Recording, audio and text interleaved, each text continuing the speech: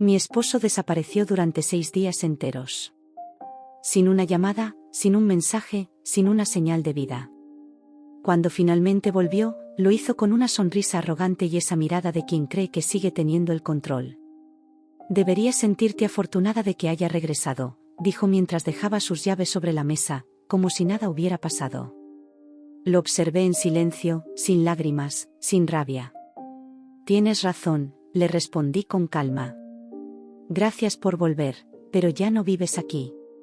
Le extendí un sobrecolor crema, grueso, sellado. Y fue entonces cuando vi cómo se le borraba la sonrisa, cómo la sangre se le drenaba del rostro, y cómo comprendía, demasiado tarde, que todo había cambiado. Para entender cómo llegamos a ese momento, debo retroceder 3 meses. A la época en que aún creía en los para siempre. Cuando todavía me llamaba a mí misma Clara Dawson, y pensaba que la confianza significaba no hacer preguntas incómodas. En aquel entonces, mi vida parecía perfectamente equilibrada. Yo era consultora de marca, trabajaba con empresas tecnológicas en crecimiento, y mi esposo, Ethan Rhodes, era arquitecto en un estudio prestigioso del centro de la ciudad. 12 años juntos, 7 de matrimonio, 5 de noviazgo. Tiempo suficiente para creer que conocía cada rincón de su alma. Tiempo suficiente para estar peligrosamente equivocada. Nos habíamos conocido en un evento de arte comunitario. Yo llevaba la campaña de comunicación y él era el encargado de diseñar la instalación principal. Recuerdo haberlo visto ajustar una estructura de madera con tanta precisión que parecía coreografía. Cuando se me acercó, cubierto de aserrín, me preguntó si quería café.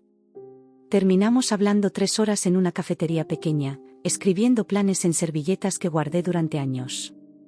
Entonces, todo parecía tan sencillo, 2 jóvenes ambiciosos, soñando juntos con construir algo que durara. Los primeros años fueron de esfuerzo y complicidad. Ethan trabajaba hasta tarde en proyectos mal pagados pero llenos de promesas. Yo dormía poco, tratando de ganar mi lugar en un mundo corporativo que dudaba de mí por mi edad. Compartíamos pizza fría a medianoche y celebrábamos cada avance con copas de vino barato en nuestro diminuto apartamento de un solo ambiente.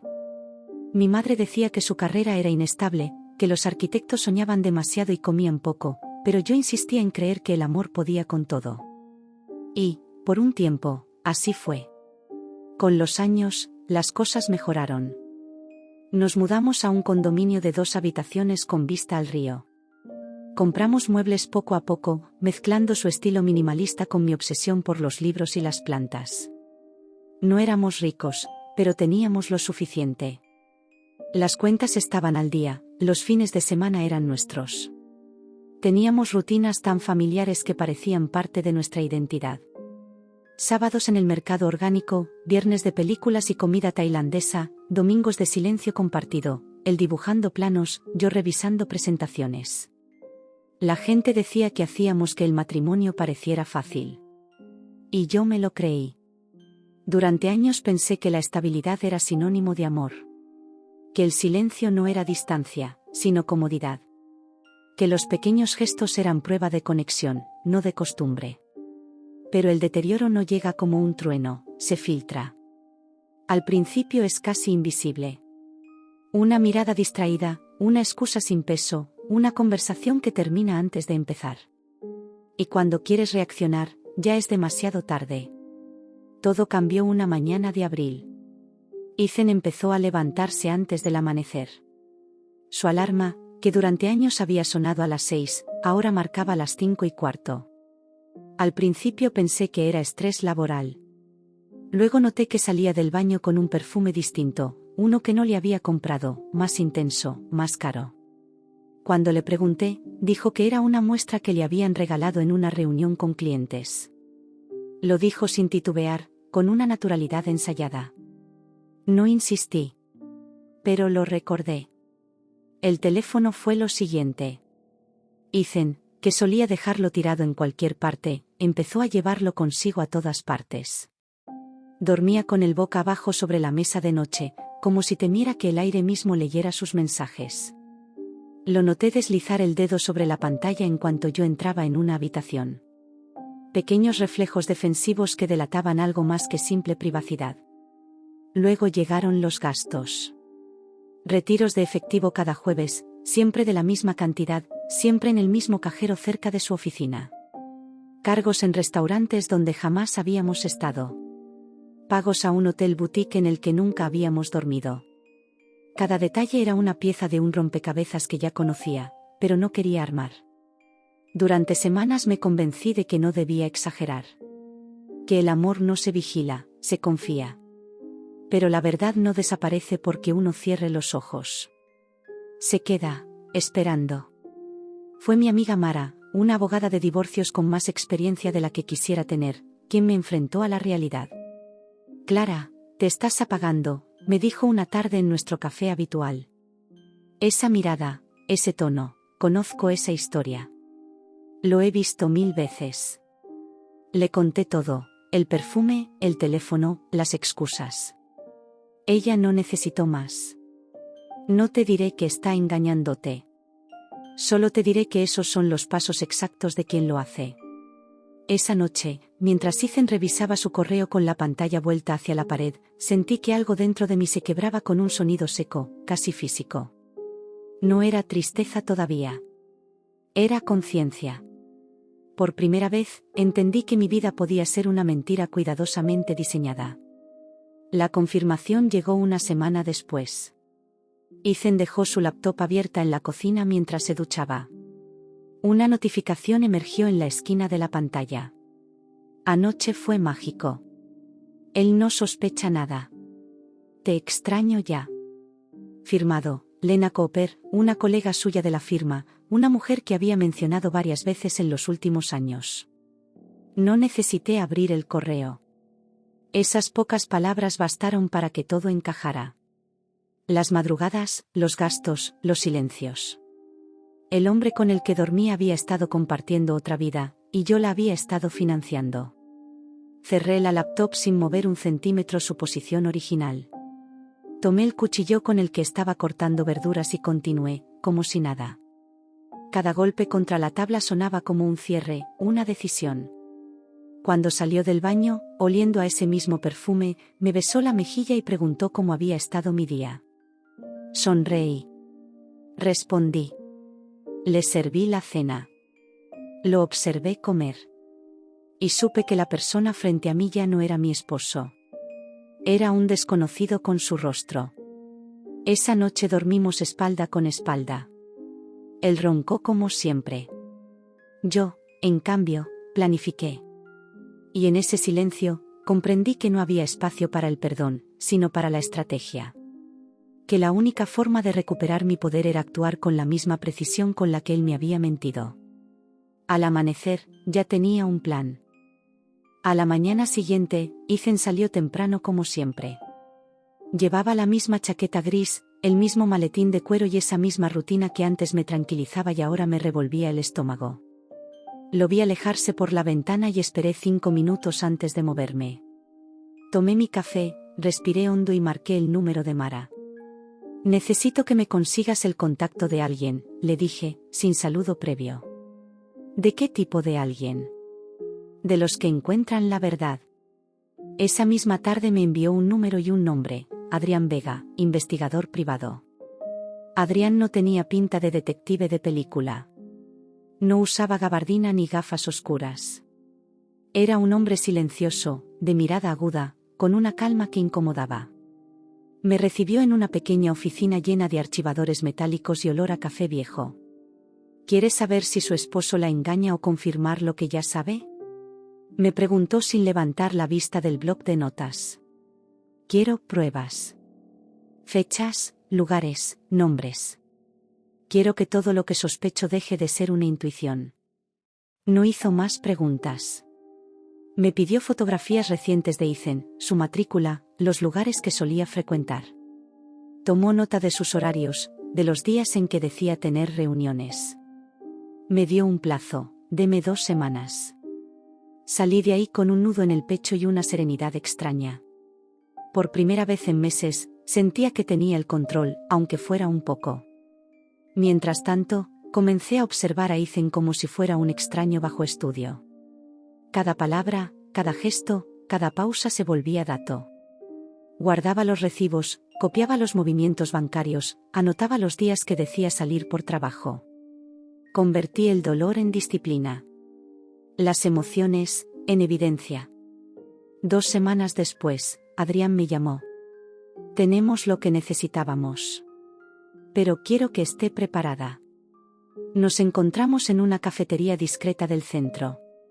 Llegó con un sobre manila, igual de grueso que el que terminaría dándole meses después. Lo puso frente a mí sin decir nada. Dentro, fotografías. Ethan, con Lena, entrando a un restaurante italiano en la zona norte. Otra imagen, los dos riendo, su mano en la cintura de ella. Luego, una tercera, en la que se besaban al salir del lugar. Y una última, la entrada de un hotel boutique con el nombre que ya había visto en los estados de cuenta. Adrián habló con voz neutra. Llevan viéndose al menos desde hace 4 meses. Tenemos registros de cenas, viajes y pagos compartidos. Él usó la tarjeta conjunta para cubrir los gastos. Asentí sin decir una palabra. No lloré. No grité. Solo sentí una especie de silencio interno, un vacío que me resultó más liberador que doloroso. ¿Qué quiere que haga con el resto del material?, preguntó. Guárdelo. Lo necesitaré pronto. Esa noche, al llegar a casa, Ethan me saludó con un beso distraído y empezó a hablar sobre un nuevo proyecto de su firma. Yo asentía, fingiendo interés, pero mi mente estaba en otro lugar. En mi escritorio, imprimí los extractos bancarios, organicé los correos sospechosos, y en una carpeta titulada Presupuesto del cliente Ale, guardé todo lo que necesitaba. Ya no era la esposa traicionada. Era una estratega en plena fase de recopilación. Pasaron los días. Ethan se volvió más descuidado, quizá demasiado confiado. Dejó un mensaje de voz en altavoz mientras cocinaba. Era Lena, riendo, diciendo: el fin de semana pasado fue perfecto, mi amor. Me miró rápido, nervioso, y colgó fingiendo que era un error. Sonreí con la suavidad de quien ya sabe más de lo que aparenta. ¿Todo bien?, pregunté. Sí, solo era el despacho. Nada importante. Mentira número 83, pensé. Mara me insistía en no precipitarme. No cometas el error de confrontarlo sin preparación. Eso le daría poder sobre la historia. Espera. Planea. Y eso hice. Llamé a una abogada que ella me recomendó, Victoria Lane, una mujer de voz firme y ojos de acero. Le conté todo, con calma quirúrgica. Ella escuchó en silencio y al final dijo: si lo enfrenta con rabia, perderá el control. Si lo enfrenta con pruebas, ganará el juego. Reúna todo. Lo financiero, lo emocional, lo legal. Cuando esté lista, lo sabrá. Esa noche, revisando mis documentos, descubrí algo más, una transferencia automática que Ethan había creado meses atrás. Fondos moviéndose de nuestra cuenta compartida hacia una nueva cuenta a su nombre. No grandes sumas, pero constantes. Pequeñas fugas que, al multiplicarse, representaban miles. Era el detalle final, no solo me mentía, también me robaba. Dormí poco esa semana. Lo observaba mientras dormía, con esa paz fingida de quien cree estar a salvo. Me pregunté cuántas veces había hecho planes con ella mientras yo cocinaba, cuántas veces había pronunciado mi nombre mientras pensaba en el de otra. Pero ya no sentía tristeza. Sentía método. Empecé a registrar cada movimiento. Guardé copias digitales y físicas, por duplicado. Documenté sus horarios con precisión. Incluso logré, con ayuda de Adrián, obtener los recibos del hotel y las reservas de restaurante a nombre de ambos. Era casi poético, cada mentira dejaba un rastro, y yo los coleccionaba uno por uno. Una noche, mientras cenábamos, Ethan dijo algo que terminó de sellar mi decisión. Clara, el próximo mes tengo que viajar por trabajo a Denver. Un proyecto importante, no puedo llevarte esta vez. Por supuesto, respondí sin levantar la vista del plato. No te preocupes. Te esperaré. Él sonrió, satisfecho. Creía que la partida era suya. No tenía idea de que el tablero ya había cambiado. Cuando se fue a dormir, me quedé en la sala revisando la carpeta. Todo estaba listo. Las pruebas, los documentos, los correos, las fechas. En la pantalla de mi computadora, un archivo titulado Cierre fiscal contenía lo que sería el principio de su final. Esa noche entendí que la venganza no siempre se grita. A veces se planifica en silencio, con la precisión de un reloj suizo. Y cuando suena la hora, ya no hay vuelta atrás. Cuando Ethan volvió de ese supuesto viaje, yo ya no era la misma. Había aprendido a mirar sin mostrar, a sonreír mientras cavaba su ruina. Lo recibí con un beso, le serví la cena, y le dije que lo había extrañado. Él no notó el cambio. Pero yo sí. Porque por primera vez en mucho tiempo, no me temblaban las manos. El juego había comenzado. El día que decidí cerrar el capítulo, sentí que todo el trabajo previo se condensaba en una única palabra: protección. No era venganza impulsiva, era contención. No quería romperlo todo por dolor, quería proteger mi futuro. Por eso, antes de que Ethan pudiera notar el primer cambio, yo ya había movido las piezas en el tablero. Comencé por lo más simple y efectivo, el dinero. Llamé a mi banco a primera hora y hablé con la voz más profesional que pude fingir. Pedí bloqueo temporal de las tarjetas compartidas, reemitir tarjetas a nombre exclusivo mío y poner alertas en todas las transferencias salientes. No dije infidelidad, hablé de reorganización financiera urgente. La asesora del banco fue diligente y amable. No había preguntas incómodas, solo trámites. Mientras colgaba, supe que por lo menos un canal de gasto quedaría cerrado. Paralelamente, Victoria me ayudó a preparar un paño legal que me permitiera moverme sin dejar huellas de improvisación. Revisamos la titularidad del condominio, todo a mi nombre por la herencia que mi abuela me dejó, y armamos un paquete de medidas preventivas: cambio de autorizaciones de acceso al edificio, una carta formal al administrador para revocar privilegios de entrada, y la notificación a la compañía de seguros para actualizar beneficiarios y políticas. Victoria fue clínica: no estamos persiguiendo castigo, estás preservando activos y seguridad. Eso se consigue con orden, no con escándalo. Mientras ella redactaba, yo contacté a Marcus, el investigador que me entregó las primeras fotografías, y le pedí un trabajo adicional, más sutil. Necesitaba pruebas de gastos, confirmaciones de reservas, y un registro detallado que pudiera presentarse ante un juez si hacía falta. Marcus no fue sentimental. Lo he visto muchas veces, señora Dawson. Pero si quiere un documento que deje sin palabras, lo tendrá. Me entregó otro sobre con fotos que mostraban a Ethan y Lena en la cabaña junto al lago, esta vez más íntimas, libros sobre la mesa, una taza con restos de cena, zapatos juntos en el porche. No había nada teatral. Solo la evidencia doméstica de una relación cotidiana y sostenida. Con cada hoja que imprimía, sentía menos necesidad de explicaciones. El asombro y la supuesta traición se transformaban en futuro computable.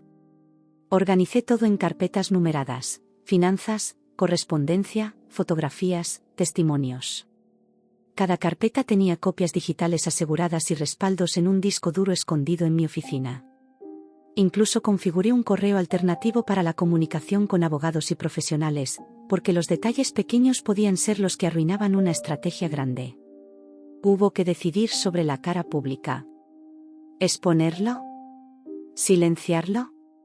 Victoria y Mara debatieron entre sí por teléfono como si discutieran la táctica de una campaña. Mara quería que destruyera su reputación en redes. Victoria, con su habitual pragmatismo, advirtió que el escándalo podía reducir mi posición legal. La conclusión fue sencilla: discreción hasta que tuviera la ventaja total. La narrativa pública se dejaría para el momento oportuno, cuando las piezas legales y financieras no pudieran revertirse. Llegó entonces el paso físico, la separación del espacio común. Contacté a un cerrajero acreditado y cambió las cerraduras del departamento durante la tarde. No estaba en casa cuando sucedió. Ethan seguía creyendo que su weekend de trabajo era real. Cuando el técnico me llamó desde la puerta terminada, tuve un instante de vértigo. Miré la llave nueva en mi mano como quien mira un certificado. Era la materialización del control. Notifiqué al administrador del edificio con una carta formal. Se revocan los privilegios de entrada del señor Ethan Rhodes por medidas de seguridad a solicitud de la titular. Legalmente correcto, administrativamente efectivo. Empaqué sus cosas en silencio. No lo llamé sus cosas, lo llamé periodos, capítulos, objetos con fecha de caducidad. Guardé los libros, el reloj que le había regalado, las herramientas de dibujo, incluso los pequeños recuerdos que alguna vez me trajeron ternura. Coloqué todo en cajas, marqué cada una y dejé una copia del inventario con la administración del edificio, prueba de que el retiro había sido ordenado y documentado. No quería escenas, quería trazabilidad. Si él intentaba decir que había sido expulsado, yo tendría un registro que demostraría acción razonada y legal. En paralelo, activé medidas digitales. Cambié contraseñas compartidas, actualicé la verificación en 2 pasos en correos y plataformas relevantes, y notifiqué a proveedores comunes, telefonía, internet, sobre cambios de titularidad. No había nada paranoico en mis actos, eran medidas precautorias. Ethan había demostrado que podía construir una vida paralela con recursos compartidos. Yo me encargué de cerrar las válvulas. La semana previa a su regreso la viví con una calma tensa. Seguí simulando la rutina, cenas a la hora, risas cortas ante sus relatos de viajes, preguntas triviales que él respondió con la seguridad de quien no imagina que el mundo ha cambiado. Se notaba confiado, quizá demasiado confiado. Hablaba de planes futuros con una naturalidad que me calentaba la vieja costumbre de creer. Yo asentía como una actriz que conoce su papel y la escena en la que, en unos actos, enmudecerá al público. Victoria sugirió una última pieza, una carta certificada que permanecería cerrada en mi escritorio hasta el momento procesal adecuado. No era una denuncia inmediata, era más bien un documento de notificación que, si se enviaba en el futuro, dejaría constancia de fechas, hechos y exigencias. Nunca la mande si no es necesario, me aconsejó. Pero téngala lista. A veces el peso de un documento basta para negociar. La carta permaneció intacta, como la hoja que anuncia la partida de un tren, disponible si decidía abordar. Una noche, no pude evitar el impulso de volver a la cabaña de nuestro pasado, las servilletas con sueños escritos, los planos viejos que aún colgaban en la pared. Abrí la caja donde guardaba nuestros papeles de los primeros años, entradas de cine, una nota manuscrita donde él había dibujado un pequeño corazón. En lugar de nostalgia, sentí una fermentación de resolución. Guardé la nota en un sobresellado donde deposité también una copia del inventario y la puse en el cajón del escritorio. Era mi pequeño rito, no quemar recuerdos, sino encerrarlos en evidencia. Y entonces, un viernes de lluvia, recibí la llamada de Marcus. Hay más. Tienen una transferencia grande esta semana. Su voz era breve. Preparé todo lo que debía presentarse. Victoria y yo repasamos los números, las fechas, los movimientos, todo cuadraba con la evidencia gráfica. Hice una última copia de la carpeta financiera y la dejé en la caja fuerte que había abierto esa mañana en el banco. Sentí una mezcla de alivio y anticipación. Había hecho lo que debía hacerse: proteger, documentar, preparar. Esa tarde, mientras el viento golpeaba las ventanas y el olor a lluvia llenaba la casa, me senté frente al sobre amarillo que nunca abrí. Dentro no había papel. Era simbólico. Lo mantuve ahí, visible, como si mi propia vulnerabilidad necesitara anclarse a un objeto. Sabía que cuando Ethan cruzara esa puerta con su sonrisa de siempre, mi reacción no sería irracional. Tendría pruebas, procedimientos y una calma que desarmaría cualquier intento de manipulación. La última escena antes de su regreso fue casi ritual: preparar la mesa, dejar 2 copas, una nata de postre que él solía preferir. Todo preparado como un escenario. La tarde en que Ethan regresó, el cielo estaba cubierto por una neblina espesa. Esa clase de luz gris que aplana los colores y vuelve los sonidos más lentos. Había pasado 6 días fuera, 6 días en los que no supe, ni quise saber, dónde estaba. No llamó, no escribió, y lo peor fue que ni siquiera lo esperaba. Ya no me dolía su ausencia. Me incomodaba su regreso. Eran las 7 de la noche cuando escuché las llaves en la cerradura. El sonido metálico se detuvo en seco. La llave no giró. Intentó de nuevo, y volvió a fallar. Después, 3 golpes secos en la puerta. Su voz. Clara. ¿Qué pasa con la cerradura? Me levanté despacio, sin prisa, dejando que la tensión flotara en el aire. Caminé hacia la puerta, con las luces tenues, el sobre en la mano y el corazón latiendo en un compás que ya no era miedo, sino precisión. Abrí. Ethan estaba ahí, empapado, con una mezcla de irritación y desconcierto. Su chaqueta estaba arrugada, su maletín colgando del hombro. Me miró como quien espera una disculpa. ¿Por qué cambiaste la cerradura?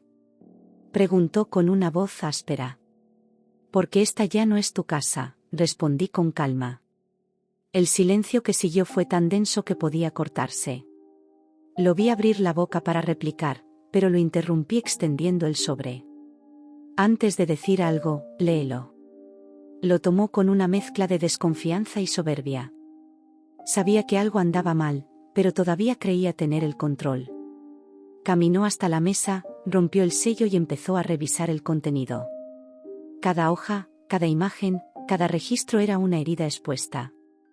Las fotografías, los movimientos bancarios, los correos impresos, todo perfectamente ordenado, con fechas y nombres. Su rostro cambió en cuestión de segundos. Primero incredulidad. Luego sorpresa. Y finalmente, miedo. ¿Qué es esto?, preguntó, aunque ya lo sabía. Es un resumen, le respondí. De tus últimos 6 meses. Intentó sonreír, nervioso. Esto no significa nada.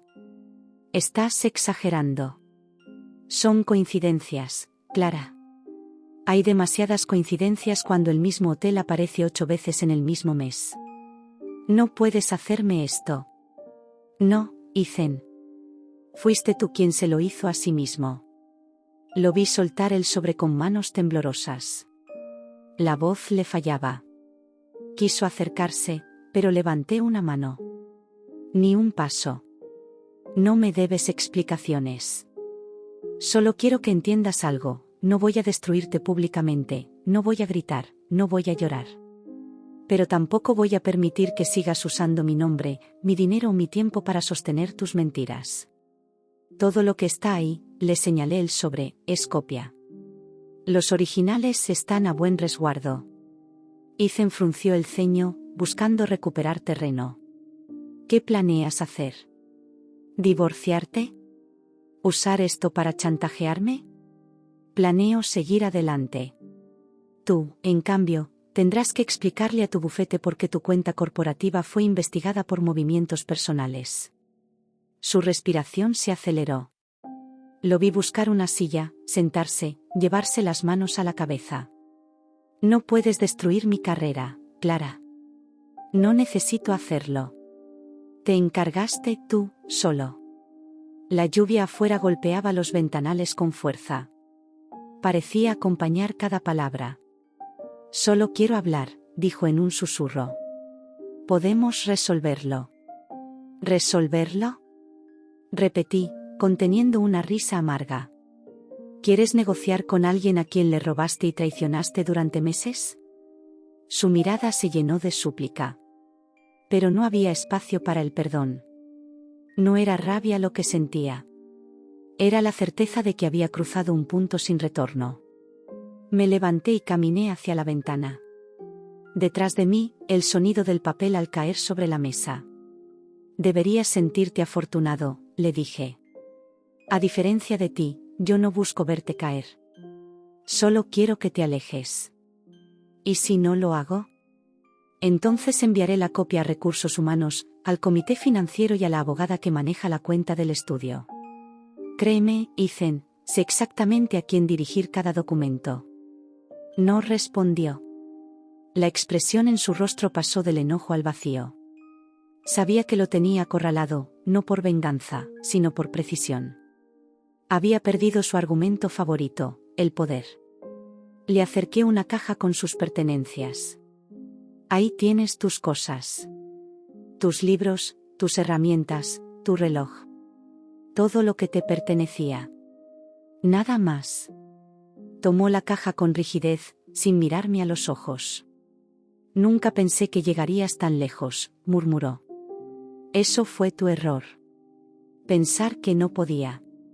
Caminó hacia la puerta, giró el picaporte, y se detuvo un instante. Clara, te juro que no fue solo una aventura. Yo. No importa. Lo interrumpí. Ya no me interesa la versión romántica de tus mentiras. Cuando la puerta se cerró detrás de él, el silencio fue casi irreal. Me quedé allí, sin moverme, mirando la mesa donde yacía el sobre vacío. Sentí el peso del aire, el temblor leve en mis dedos. No era alivio. Era libertad incómoda. La calma después de una guerra que nadie vio. Caminé hacia la cocina, serví una copa de vino y la dejé sobre el alféizar de la ventana. Afuera, las luces del río titilaban bajo la lluvia. Pensé en las noches en que lo esperé despierta, convencida de que el amor era paciencia. Ahora entendía que el amor también podía ser límite. Que decir, ya basta, era otra forma de cuidar lo que quedaba de una misma. El teléfono vibró. Era un mensaje de Mara. ¿Todo salió como planeado? Respondí, sí. Todo terminó. Y por primera vez en meses, sentí que esas dos palabras eran verdad. Me quedé mirando la puerta, imaginando a Ethan alejándose bajo la lluvia, con su caja, su silencio y su orgullo roto. No me dolió. No lo odié. Solo deseé que entendiera, aunque fuera un segundo, lo que significaba perder a alguien que lo amaba de verdad. Respiré hondo. Cerré las luces. Y supe que, al amanecer, comenzaría otra historia. Una en la que por fin la protagonista sería yo. Pasaron varios meses desde aquella noche. El invierno cedió lentamente y con él, los rastros de un pasado que ya no dolía, pero que seguía presente como una cicatriz que no se borra, solo se vuelve parte de la piel. Clara había vuelto a su rutina, pero era otra. Se mudó a un pequeño departamento frente al río, el mismo que solía ver desde la ventana cuando vivía con Ethan. Solo que ahora, el agua no le recordaba lo que perdió, sino lo lejos que había llegado. Por las mañanas, tomaba café sin apuro. El silencio ya no era enemigo, era refugio. Había llenado su casa con pequeñas cosas que antes pasaban desapercibidas, un reloj antiguo, un ramo de lavandas, un lienzo en blanco que aún no se atrevía a pintar. Le gustaba caminar descalza sobre el piso frío, sentir la textura de lo real. Cada detalle le recordaba que estaba viva. Una tarde, recibió una carta. Era del bufete. No de Ethan, sino de su exjefa, informándole que las investigaciones habían concluido. El caso estaba cerrado. Ethan había renunciado antes del fallo. No habría escándalo, ni titulares, ni venganza pública. Solo silencio. El tipo de silencio que pesa más que cualquier castigo. Clara dobló la carta con cuidado y la guardó en un cajón. No, sonrió. No, lloró. Simplemente exhaló, como quien suelta una carga que llevaba años sobre los hombros. Había entendido algo que antes no podía ver: a veces la justicia no llega en forma de venganza, sino de distancia. Esa noche salió a caminar. Las luces de la ciudad se reflejaban en el agua, y el aire tenía ese aroma entre humedad y electricidad que anuncia un cambio. En una esquina, una pareja reía bajo la lluvia. Por un instante, pensó en Ethan. En lo mucho que amó, en lo mucho que soportó. Y en cómo, sin darse cuenta, su amor se convirtió en una jaula que ella misma sostenía con las manos. No lo odiaba. Ya no. Había aprendido que el odio también es una forma de seguir atado a quien te rompió. Lo soltó. Así, sin ceremonia, sin palabras. Lo dejó ir en silencio, como se sueltan los globos que se escapan del hilo y desaparecen en el cielo.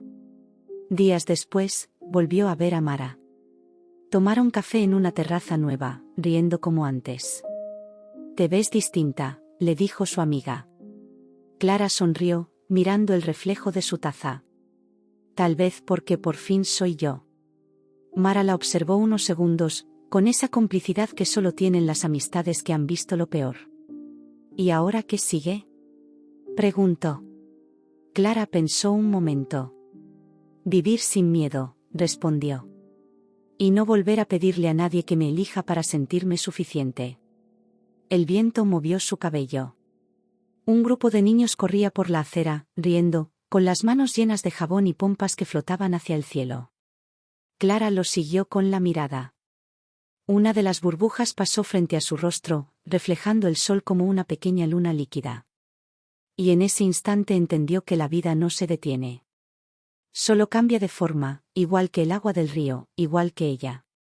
Regresó a casa al caer la tarde. Abrió las ventanas, dejó que el aire fresco llenara la habitación. Sobre la mesa, el lienzo seguía en blanco.